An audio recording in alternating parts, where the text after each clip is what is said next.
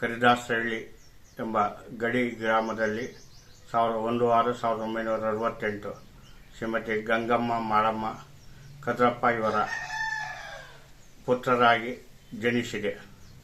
ಹುಟ್ಟೂರಿನಲ್ಲಿ ಪ್ರಾಥಮಿಕ ವಿದ್ಯಾಭ್ಯಾಸದ ಜೊತೆಗೆ ಕೃಷಿ ಕೆಲಸದಲ್ಲಿ ಸಮೇತ ತೊಡಗಿಸಿಕೊಂಡಿದ್ದೆ. ಹಾಗೆಯೇ ಮಾಧ್ಯಮಿಕ ಶಿಕ್ಷಣವನ್ನು ಶಿರಾ ಸರ್ಕಾರಿ ಬಾಲಕರ ಮಾಧ್ಯಮಿಕ ಪಾಠಶಾಲೆಯಲ್ಲಿ ಹಾಗೂ 1981, 82, 83ರಲ್ಲಿ ಶಿರಾ ಸರ್ಕಾರಿ ಪ್ರೌಢಶಾಲೆಯಲ್ಲಿ ವಿದ್ಯಾಭ್ಯಾಸವನ್ನು ಮುಗಿಸಿ SLC ತೇರ್ಗಡೆ ಆದ ನಂತರ ಸ್ವಯಂ ಉದ್ಯೋಗದ ಜೊತೆಯಲ್ಲಿ ಅಂದರೆ ಅಚ್ಚುಮಳೆ ಜೋಡಣೆಯ ಒಂದು ಸ್ವಯಂ ಉದ್ಯೋಗ ಕಲಿತು ಜೊತೆಯಲ್ಲಿ ತುಮಕೂರಿನ ಹೊರಪೇಟೆಯ ಶ್ರೀ ಬಾಪೂಜಿ ವಿದ್ಯಾಸಂಸ್ಥೆಯಲ್ಲಿ ಪ್ರಥಮ PUCಗೆ ಹಾಜರಾಗಿ 1988, 89, 90ರಲ್ಲಿ ದ್ವಿತೀಯ PUCಯನ್ನು ಸಹ ತೇರ್ಗಡೆ ಹೊಂದಿ ಇನ್ನೇನು BA ಪದವಿಗೆ ಸೇರ್ಪಡೆಗೊಳ್ಳಲು ದಾಖಲಾತಿಗಳನ್ನು ಜೋಡಿಸಿಕೊಂಡೆ. ಆದರೆ ನಮ್ಮ ಮಾವನವರಾದ ಮೈಲಾರಪ್ಪನವರ ಅಕಾಲಿಕ ನಿಧನದಿಂದ ಸಂಸಾರದ ನೊಗ ನನ್ನ ಮೇಲೆ ಬಿತ್ತು. ನನ್ನ ವಿದ್ಯಾಭ್ಯಾಸವನ್ನು ಮೊಟಕುಗೊಳಿಸಿ ಸ್ವಯಂ ಉದ್ಯೋಗ ಯೋಜನೆ ಅಡಿಯಲ್ಲಿ 1989ರಲ್ಲಿ ಬರಗೂರಿನಲ್ಲಿ ಕೆನರಾ ಬ್ಯಾಂಕ್ನಲ್ಲಿ 25,000 ಸಾಲ ಪಡೆದು ಸ್ವಯಂ ಉದ್ಯೋಗ ಯೋಜನೆಯಡಿ ಅಚ್ಚುಮಳೆ ಜೋಡಣೆಯೊಂದಿಗೆ ರವಿ ಮುದ್ರಣಾಲಯವನ್ನು 1989ರಲ್ಲಿ ಆರಂಭಿಸಿ ಅಂದಿನಿಂದ ನಾನು ಸಾಹಿತ್ಯದ ನಂಟನ್ನು ಜೊತೆಗೆ ಅಂಟಿಸಿಕೊಂಡು 1997ರಲ್ಲಿ ಪ್ರಪ್ರಥಮ ಬಾರಿಗೆ ನೋವುಂಡವರು ಹಾಗೂ 1983ರಲ್ಲಿ 9ನೇ ತರಗತಿ ವಿದ್ಯಾಭ್ಯಾಸ ಮಾಡುತ್ತಿರುವಾಗಲೇ ದಲಿತ ಅನ್ನುವ ಕಿರು ಕಾದಂಬರಿಯನ್ನು ರಚಿಸಿ 1992ರಲ್ಲಿ ನೋವುಂಡವರು ಕಾದಂಬರಿಯನ್ನು ಖ್ಯಾತ ಸಾಹಿತಿ ನಾಡೋಜ ಡಾಕ್ಟರ್ ಬರಗೂರು ರಾಮಚಂದ್ರಪ್ಪನ ಸರ್ ಅವರ ಮುನ್ನುಡಿಯೊಂದಿಗೆ ಈ ಕೃತಿಯನ್ನು ಬರಗೂರಿನಲ್ಲಿ ಶ್ರೀ ಆಂಜನೇಯ ಸ್ವಾಮಿ ವಿದ್ಯಾಸಂಸ್ಥೆಯಲ್ಲಿ ಬಿಡುಗಡೆಗೊಳಿಸಿದ್ದೆ. ಅಂದು ಆ ಪುಸ್ತಕವು ಕರ್ನಾಟಕ ಗ್ರಂಥಾಲಯಕ್ಕೆ ದಿವಂಗತ DR ಕೆಂಪಣ್ಣನವರ ಒಂದು ಸಹಕಾರದಿಂದ ಸಾರ್ವಜನಿಕ ಗ್ರಂಥಾಲಯಕ್ಕೆ ಆಯ್ಕೆಯಾಗಿ ಸುಮಾರು 400 ಪುಸ್ತಕಗಳನ್ನು ಸರ್ಕಾರ ಖರೀದಿಸಿ ನನಗೆ ಸಂಭಾವನೆ ಮೂಲಕ ಹಣವನ್ನು ಪಾವತಿಸಿತ್ತು.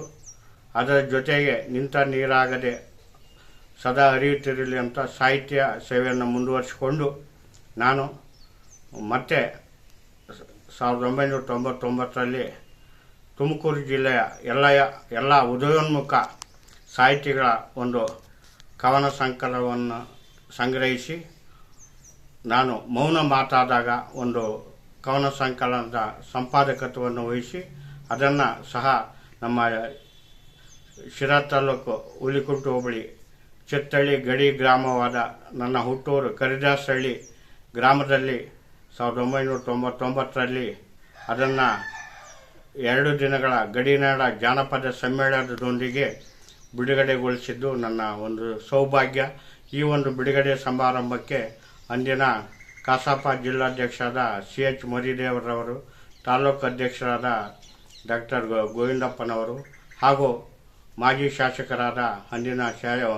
ಶಾಸಕರಾದ P ಮೂಡ್ಲೇಗೌಡರು ಹಾಗೂ ಅಂದಿನ ಶಾಸಕರಾದ PM ರಂಗನಾಥಪ್ಪನವರು, CP ಮೂಡಲಗಿರಿಯಪ್ಪನವರು, ಇನ್ನು ಮುಂತಾದವರು ಹಾಗೂ ಡಾಕ್ಟರ್ ಚಿಕ್ಕಣ್ಣ ಹೆಣ್ಣೆಕಟ್ಟೆಯವರು ಜಾನಪದ ತಜ್ಞರು ಮತ್ತು ದಿವಂಗತ K ಸೋಮಶೇಖರ್ ಅವರು ತಾಲೂಕು ಕಸಾಪ ಅಧ್ಯಕ್ಷರುಗಳು ಹಾಗೂ ನನ್ನ ನೆಚ್ಚಿನ ಗುರುಗಳಾದ ಡಾಕ್ಟರ್ GR ಗಜೇಂದ್ರಗೌಡ ಸರ್ ಅವರು ಇವರ ನೇತೃತ್ವದಲ್ಲಿ ಹಾಗೂ ದಿವಂಗತ ಚಲನಚಿತ್ರ ನಟರಾದ ಶ್ರೀ ಕರಿಬಸವಯ್ಯ ಇವರ ಒಂದು ನೇತೃತ್ವದಲ್ಲಿ ನಾನು ಒಂದು ಗಡಿ ಭಾಗದಲ್ಲಿ ಗಡಿನಾಡ ಜಾನಪದ ಸಂಪರ್ಕ ಕೇಂದ್ರ ಇವರ ಸಹಯೋಗದೊಂದಿಗೆ ಉದಯೋನ್ಮುಖರು ಅಂತ ನನ್ನ ಉದಯ ಪ್ರಕಾಶದಿಂದ ಹೊರತಂದು ಸಾರ್ವಜನಿಕರಿಗೆ ಮತ್ತು ಓದುಗರಿಗೆ ಅದನ್ನು ಉಣಬಡಿಸಿದೆ. ತದನಂತರ ನನ್ನ ಸ್ನೇಹಿತರುಗಳು ಬರೀ ಕಾದಂಬರಿ ಬರೆದ್ರೆ ಏನು ಪ್ರಯೋಜನ ಆಗಲ್ಲ, ನಾಟಕದ ಒಂದು ಅಭಿರುಚಿ ನಿಮ್ಮಲ್ಲಿ ಬಂದರೆ ಸಾವಿರಾರು ಜನ ಈ ನಾಟಕವನ್ನು ರಂಗಪ್ರಯೋಗ ಮಾಡಿದರೆ ಇದನ್ನು ನೋಡಿ ಭಾಳ ಸಂತೋಷಪಟ್ಟು ಮುಂದಿನ ಯುವ ಪೀಳಿಗೆಗೆ ಒಂದು ದಾರಿದೀಪ ಆಗುತ್ತೆ ಅಂತಂದು ಹೇಳಿ ಪ್ರೇರಣೆ ಮಾಡಿದರು ನನ್ನ ಹಿರಿಯರು ಮತ್ತು ಸ್ನೇಹಿತರುಗಳು. ಅದಕ್ಕೆ ನಾನು ನನ್ನ ಸಮೀಪದ ನೆಂಟರು ಮತ್ತು ಕ್ಯಾದಿಗುಂಟೆ ಚಳ್ಳಕೆರೆ ತಾಲೂಕು ಕ್ಯಾದಿಗುಂಟೆಯ SB ನರಸಿಂಹಮೂರ್ತಿ ಇವರ ಒಂದು ಪ್ರೋತ್ಸಾಹದಿಂದ ಆ ಒಂದು ನಾಟಕವನ್ನು ನಾನು ಪ್ರಪ್ರಥಮವಾಗಿ 2001ರಲ್ಲಿ ಗೌರಿ ಅರ್ಥಾತ್ ಒಂದಾದ ಹೃದಯಗಳು ಸಾಮಾಜಿಕ ನಾಟಕವನ್ನು ರಚಿಸಿ 2002ರಲ್ಲಿ ನನ್ನ ಹುಟ್ಟೂರಿನಲ್ಲಿ ನಾನು ಅದನ್ನು ಪ್ರಪ್ರಥಮವಾಗಿ ರಂಗಪ್ರಯೋಗ ಸಮೇತ ಮಾಡಿದ್ದೆ. ಅಂದಿನ ಶಾಸಕರಾದ ಶ್ರೀ ದಿವಂಗತ PM ರಂಗನಾಥಪ್ಪನವರು, ದಿವಂಗತ CP ಮೂಡಲಗಿರಿಯಪ್ಪನವರು, ದಿವಂಗತ ಶ್ರೀ P ಮೂಡಲೇಗೌಡರು ಹಾಗೂ ಅಂದಿನ ಪಟ್ಟನಾಯಕನಹಳ್ಳಿ ಪೊಲೀಸ್ ಠಾಣೆಯ ಆರಕ್ಷಕ ಠಾಣಾಧಿಕಾರಿಗಳಾದ ಶ್ರೀ S ಮಹೇಶ್ ಕುಮಾರ್ ರವರು ಈ ಒಂದು ಕಾರ್ಯಕ್ರಮದಲ್ಲಿ ಹಾಗೂ ಕಾಸಾಪ ನನ್ನ ಎಲ್ಲ ಒಡನಾಡಿಗಳು ಹಾಗೂ ಸಾಹಿತ್ಯಾಸಕ್ತರು ಅಂದು ನಾಟಕವನ್ನು ನೋಡಿ ಬೆಳಗಿನ ಜಾವ 5 ಗಂಟೆ ತನಕ ಯಶಸ್ವಿ ರಂಗಪ್ರಯೋಗ ಶ್ರೀ ಕಲ್ಲೇಶ್ವರ ಕೃಪಾ ಪೋಷಿತ ನಾಟಕ ಮಂಡಳಿಯಿಂದ ಅಭಿನಯಿಸರು. ಸುಮಾರು ಅಂದಿನ ಕಾಲಕ್ಕೆ ಇಲ್ಲಿಗೆ 25 ವರ್ಷಗಳ ಹಿಂದೆ ನಾಟಕ ಸುಮಾರು 3 ರಂಗ ಪ್ರದರ್ಶನ ಕಂಡಿತು. ಸುಮಾರು 8ರಿಂದ 10,000 ಜನ ರಂಗಪ್ರಯೋಗ ನಾಟಕವನ್ನು ತಾಲೀಮನ್ನು ನೋಡಿ ಖುಷಿಪಟ್ಟು ಮೆಚ್ಚುಗೆ ವ್ಯಕ್ತಪಡಿಸಿದರು. ಅದೇ ನಾಟಕವನ್ನು 25 ವರ್ಷಗಳ ನಂತರ ನಾವು ಈ ಅದೇ ಹುಟ್ಟೂರಲ್ಲಿ ಕರಿದಾಸಹಳ್ಳಿ ಯುಗಾದಿ ಹಬ್ಬದ ಪ್ರಯುಕ್ತ ಮತ್ತೆ ರಂಗಪ್ರಯೋಗ ಮಾಡ್ತಾ ಇದ್ದೀವಿ. ಈ ನಾಟಕವು ಸುಮಾರು 10 ವಿವಿಧ ಕಡೆ ಜಿಲ್ಲೆಯ ವಿವಿಧ ಕಡೆ ಮತ್ತು ಬೇರೆ ಜಿಲ್ಲೆಯ ವಿವಿಧ ಕಡೆ 10 ರಂಗಪ್ರಯೋಗವನ್ನು ಕಂಡಿದೆ. ಈ ಪುಸ್ತಕವು ಸುಮಾರು 2,000 ಪ್ರತಿಗಳನ್ನು ಮುದ್ರಣ ಮಾಡಿದೆ. ಅದರ ಒಂದು ಪ್ರೇರಣೆಯಾಗಿ ನಾನು ಮತ್ತೆ 2016ರಲ್ಲಿ ಧರ್ಮ ಸಾಮ್ರಾಜ್ಯವಂತ ಸಾಮಾಜಿಕ ನಾಟಕ, ಒಂದು ರೈತರ ಪರ ಒಂದು ಬಡವರ ಪರ ಇರತಕ್ಕಂಥ ಕೃತಿಯನ್ನು ರಚಿಸಿ ಅದನ್ನು ಸಮೇತ ಬರಗೂರಿನಲ್ಲಿ 2016 ಏಪ್ರಿಲ್ ತಿಂಗಳಲ್ಲಿ 2ನೇ ತಾರೀಕು ಪ್ರಪ್ರಥಮವಾಗಿ ಮೊದಲ ಪ್ರಯತ್ನವಾಗಿ ರಂಗಪ್ರಯೋಗ ನಡೆಸಿದ್ದೆ. ಅದು ಸಮೇತ ಅದ್ದೂರಿಯಾಗಿ ಯಶಸ್ವಿಯಾಗಿ ಬರಗೂರಿನ ಆಸ್ಪತ್ರೆ ಆವರಣದಲ್ಲಿ ನುರಿತ ಕಲಾವಿದರಿಂದ ಚೆನ್ನಾಗಿ ಅಭಿನಯಿಸಲ್ಪಟ್ಟಿತ್ತು. ಈ ಒಂದು ನಾಟಕದ ಪ್ರತಿಗಳನ್ನು ನಾನು ಮುದ್ರಣ ಮಾಡಿದ್ದೆ. ಮತ್ತೆ 2022ರಲ್ಲಿ ಮತ್ತೊಂದು ನಾಟಕವನ್ನು ರಚನೆ ಮಾಡಿದೆ. ಅದು ಯಾವುದಪ್ಪ ಅಂದರೆ ಹೃದಯವಂತರು ಅನ್ನೋ ಒಂದು ನಾಟಕ. ಅದು ಸಮೇತ ಸಾಮಾಜಿಕ ಕಳಕಳಿ ಉಳ್ಳಂಥ ನಾಟಕ. ಕರಿದಾಸಹಳ್ಳಿಯಲ್ಲಿ 2022ರಲ್ಲಿ ಪ್ರಪ್ರಥಮ ರಂಗಪ್ರಯೋಗ ಸಮೇತ ಮಾಡಿ ಯಶಸ್ವಿ ಕಂಡಿದ್ದೇನೆ. ಕೃತಿಯ ಮೌಲ್ಯವನ್ನು ಸಾರ್ವಜನಿಕರಿಗೆ ಮತ್ತು ಓದುಗರಿಗೆ ಉಣಬಡಿಸಿರುತ್ತೇನೆ. ನನ್ನ ಈ ಎಲ್ಲ ಸೇವೆಗಳನ್ನು ಪರಿಗಣಿಸಿ ಸರ್ಕಾರ ನನಗೆ ತಾಲೂಕು ಕನ್ನಡ ರಾಜ್ಯೋತ್ಸವ, ಜಿಲ್ಲಾ ಕನ್ನಡ ರಾಜ್ಯೋತ್ಸವ ಹಾಗೂ ವಿವಿಧ ಸಂಘ ಸಂಸ್ಥೆಗಳು, ಅದರಲ್ಲೂ ಮುಖ್ಯವಾಗಿ ಆತ್ಮಶ್ರೀ ಪ್ರತಿಷ್ಠಾನ ಬೆಂಗಳೂರು ಇವರು ನನಗೆ ಪ್ರಪ್ರಥಮವಾಗಿ ಕರ್ನಾಟಕ ಭೂಷಣ ಪ್ರಶಸ್ತಿಯನ್ನು ನೀಡಿ ಗೌರವಿಸಿತು. ತದನಂತರ ಭಾರತ ಸೇವಾ ರತ್ನ ಪ್ರಶಸ್ತಿಯನ್ನು ನೀಡಿ ಗೌರವಿಸಿತು.